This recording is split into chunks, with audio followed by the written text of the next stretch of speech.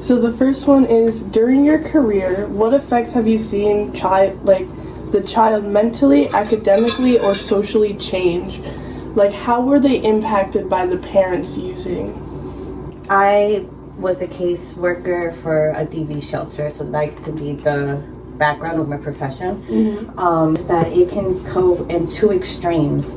Either the child can be overly attention seeking and just inappropriately seeking affection from people, and then not like in a hypersexualized way, but just like no boundaries, seeking some validation in a possible way. Yeah, and like I'm wanting to sit on everyone's lap even if they don't know you, wanting to always like be touched, and then or they can be very aggressive, and they respond with hitting, and if the most minor inconvenience, they'll have a full-on blowout. And tantrums are normal in children, but it will be frequent, and it will be to the point that they're just uncontrollable, and it doesn't go away, and they go from a 0 to 100 instantly.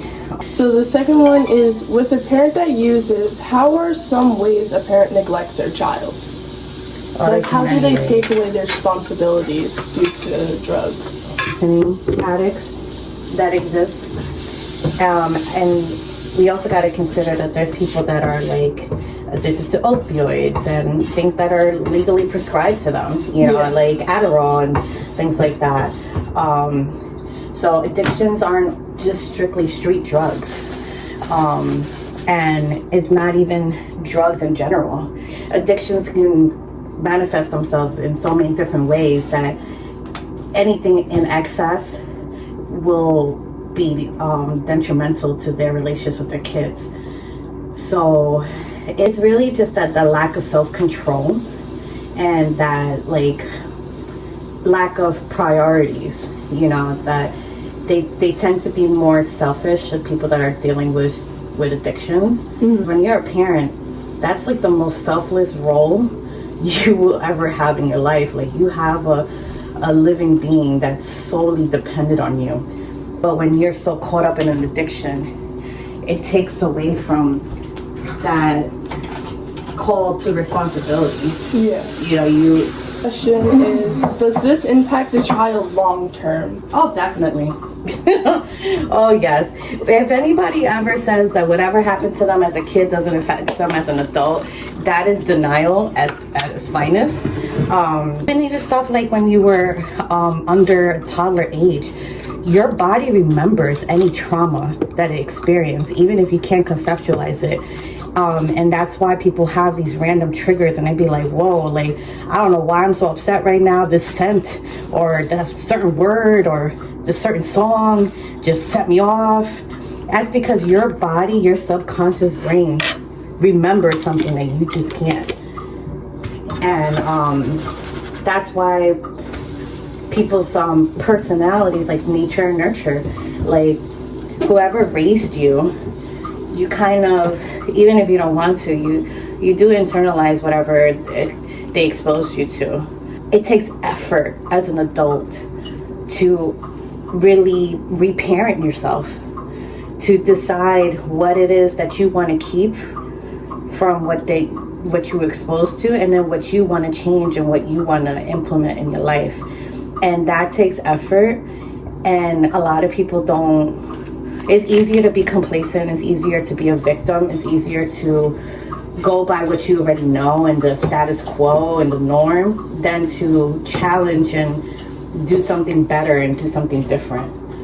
So yes, definitely, whatever happened to you as a kid, it does affect you. This question is, do kids feel safe usually to talk about their parents using? Is it easy? If not, what is the child scared of? There's so many layers to that.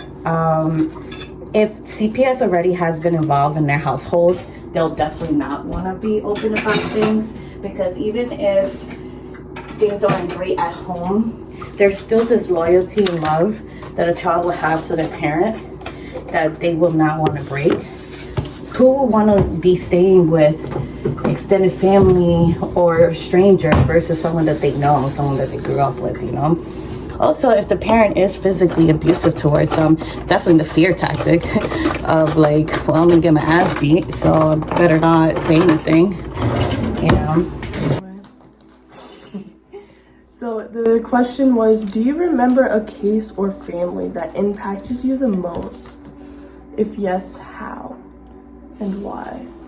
You know, like the expression, like the one that got away.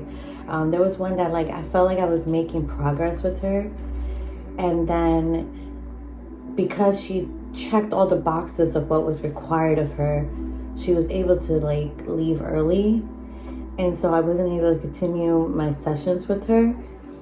It wasn't her per se, it was the people she was surrounding herself with, and that was impacting her and her daughter. Her daughter was about to be 2 years old, and you could just see like it was already affecting her.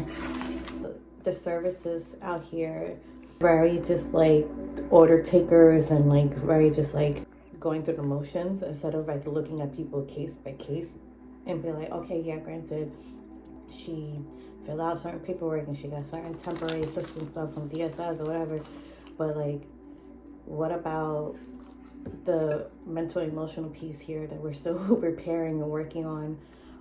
I still run into her sometimes and she's still the same, and some people need more help than others. It's not cookie cutter. Not 30 or 90 days is not enough time for people to, you know, heal from situations. They only give them 90 days? In certain shelters, yeah, that's like the max.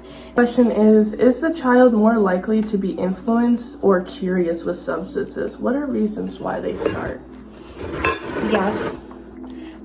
And then again, no. Either see that as normalized, and then when they get older, they will use it to cope with any harsh feelings, bad feelings, any feelings that they're trying to numb themselves from. Or they'll completely want to disassociate with their family and their parents and be like, I don't want to be anything like you. So now I'm not going to do anything that you have done, you know? Is it common the parent gets an acknowledgement how they impact their kid? Like, is it like more likely them to realize, oh, me using is affecting my child? Absolutely not. And why? They're actively still using. Their thought process and everything is completely clouded by their addiction. I feel like verbally they might say it because everybody's telling them that what they're doing is wrong, but they will not like actually feel that way truthfully, and they'll just be more focused on like their fix and stuff like that.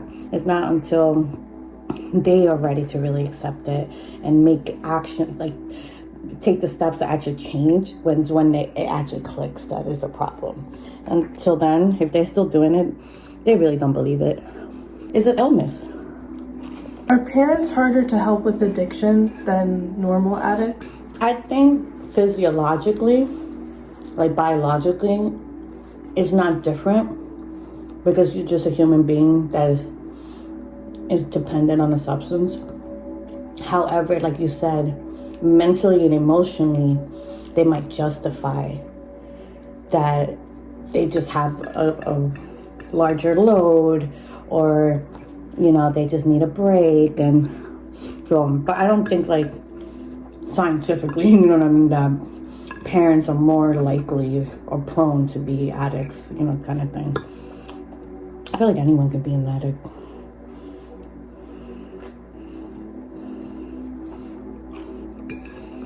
What advice would you give someone going through this? Like with a child that has a parent, like going through substance. What would you give that kid? Well, it depends on their age range.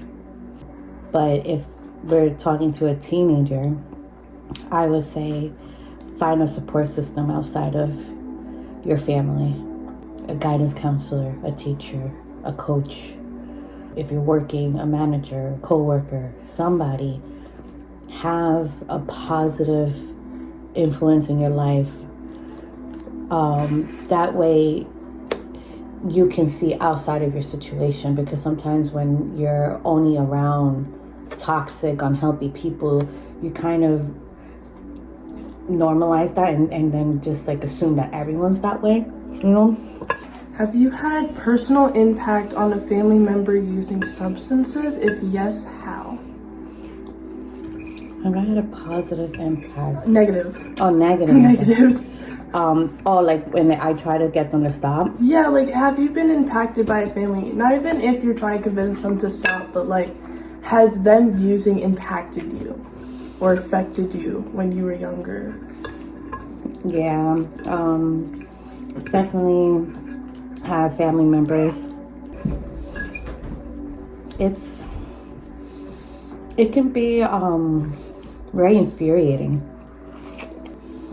Especially when you're younger, you look up to people that are older than you and who are supposed to be taking care of you, and then you get so disappointed, and you don't have the patience. It definitely affected my relationships with them. I didn't trust them. I didn't feel safe around them. Things like that.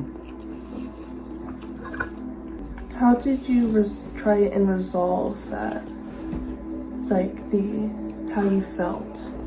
I truthfully did not have the tools, so I lashed out a lot.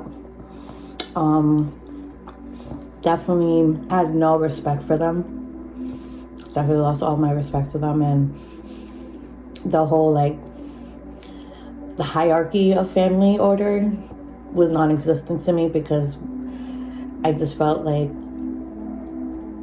I was equal with them, because they just were, in my mind, the way they were conducting themselves was very immature and very irresponsible. So it's like, why should I put you in the status of I have to respect you? So it wasn't until I went to college and I started learning about psychology and mental health awareness and things like that, and that's when I started repairing and healing from those situations. But before that, I didn't even know. I honestly didn't think it was possible to even, now as a woman, a grown woman, I have relationships with family members that I thought I would never talk to ever again. So therapy definitely helped.